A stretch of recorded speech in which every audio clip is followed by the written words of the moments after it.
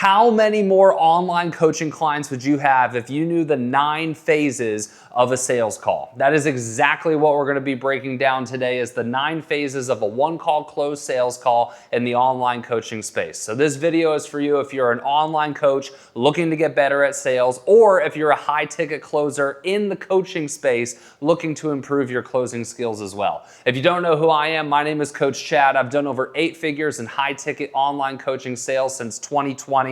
And I am the owner of the Act First Closing Academy, baby. So without further ado, let's get into the video. Phase number 1 is the rapport section of the sales call. This is when you first pop on the first 90 seconds of the sales call. The biggest mistake a lot of people make here is they think that they need to talk to somebody about their personal life, about their great aunt Sally, about their grandma who died 2 years ago for 5, 10, 15 minutes to build rapport.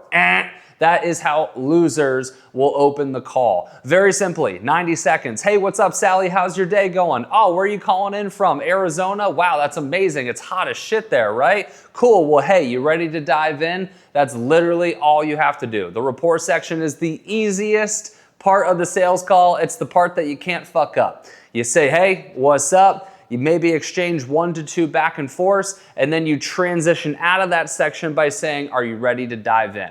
All right, phase number 2 is the frame. This is where you grab control. This is where you identify yourself as the leader of the sales call by laying the framework of what they can expect. This does 2 things. 1, I already said, it puts you as the leader of the sales call. Number 2, it quiets their mind, right? They're wondering what exactly is going to happen on this call, and you are going to answer that question for them. All right, Sally, well, hey, I'm super excited for this call. What we're going to do for like the first 15 to 20 minutes, I'm just gonna ask some questions, make sure 110% that we can help you. If I feel confident that we can, I'll share my screen. I'll literally show you all the steps of our program. If you feel good about it, if I feel good about it, then we'll chat about potential next steps at the end of the call. Does that sound fair to you? Great.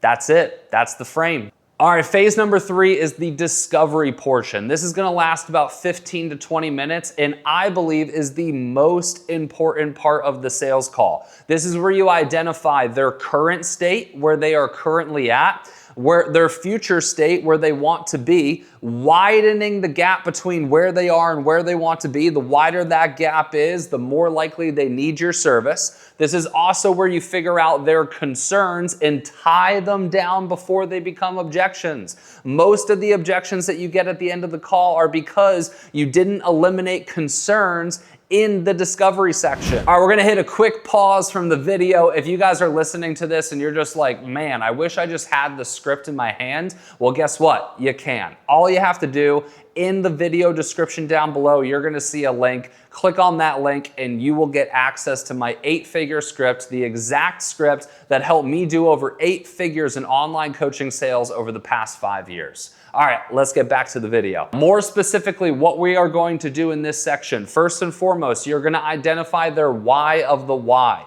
All right, not their surface level why. I want to lose weight. I want to make more money. No, let's go layers deeper. Why do they want to lose weight? What is the deepest reason? Why do they want to make more money? What is the deepest reason? If you have that, you have leverage if you get an objection later in the call. The second thing we have to do in the discovery is define a specific and measurable goal, a SMART goal. You've heard it before. I don't need to explain what the fuck that is, but make sure you find it. The third thing you have to do in this section is identify on a scale of 1 to 10 how important that goal is to them. 1 being they don't care, and 10 being this is a top priority. This is really where you get to understand if this person's gonna be a good fit or not. I don't move forward unless the person is an 8, 9, or 10. If they are less than an 8, I'm figuring out why. And if it's not a concern that I can tie down, like it's a legitimate reason, like they don't care, like I feel they just don't care, I will end the call. But if it's a concern,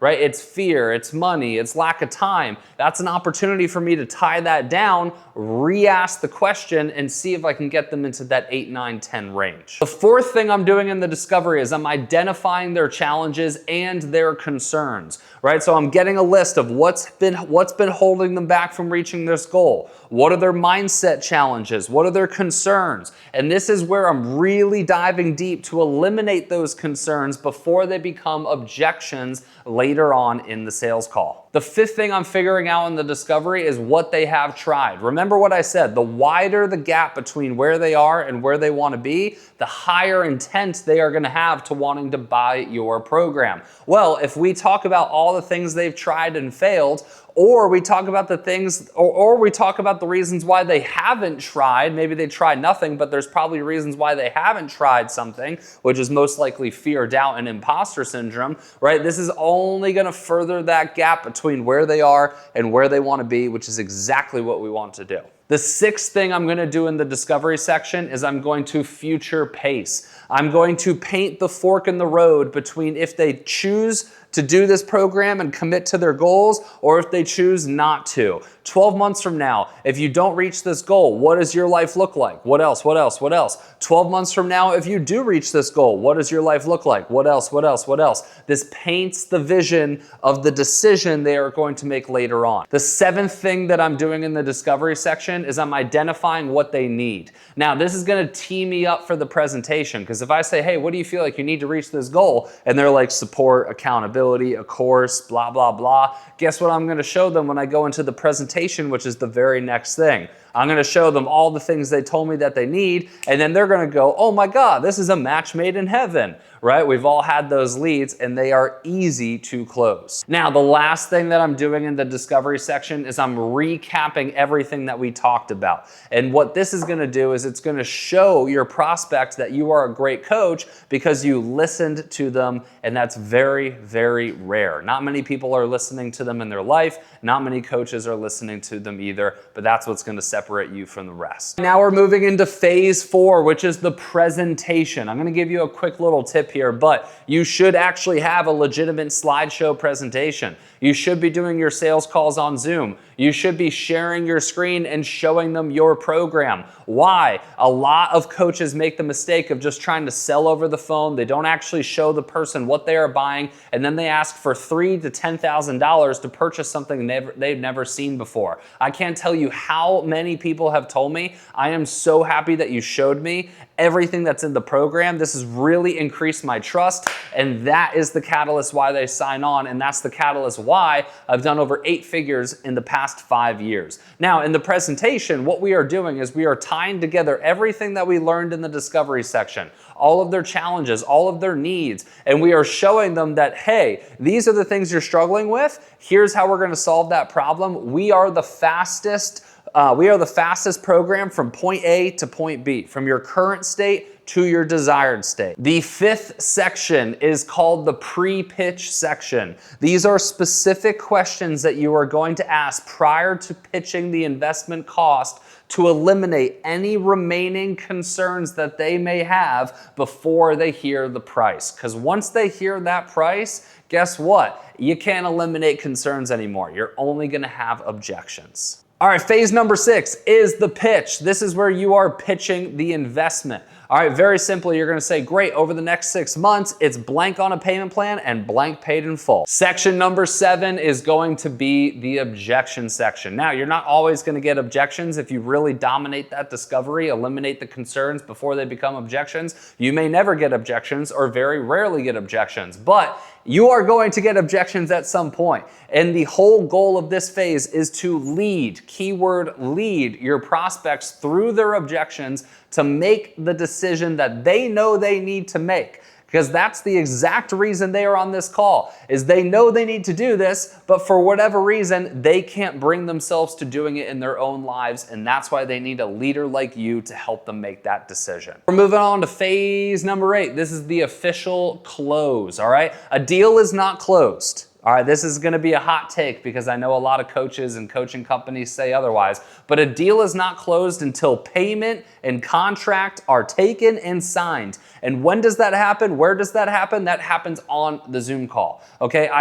One of my biggest, it drives me insane, is when coaches send them the contract, send them the invoice, you are going to increase the likelihood that that person's going to ghost you, okay? What you are going to do, why is that? Because If you just send them the contract and the invoice, they're gonna let fear and doubt and imposter syndrome creep in, and they are not gonna sign on. But you have them right on the phone. You are leading them, you've helped them overcome their objections, they are ready. There is no current doubt in their mind. What you're gonna do, you're gonna share your screen, you're gonna walk them through the payment process, share your screen so they can see every step. That keeps the trust and credibility. You're gonna take the credit card over the phone, you're gonna close the deal. Then you're gonna go to your contract platform.